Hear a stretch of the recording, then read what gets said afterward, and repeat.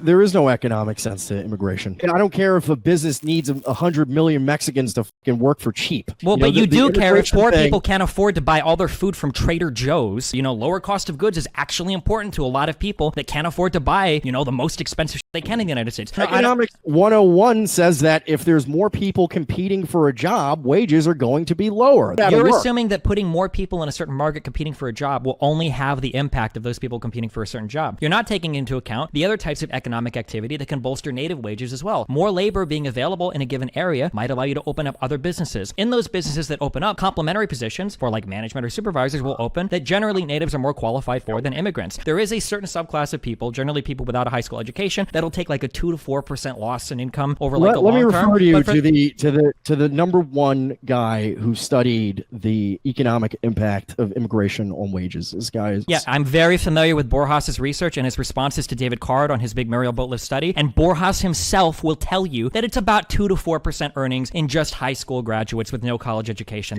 $500 billion have been redistributed away from natives into profits for capitalists. What he said is there's probably been a negative fiscal impact of immigrants by about $500 billion, but there's probably been a positive economic impact of about $500 billion.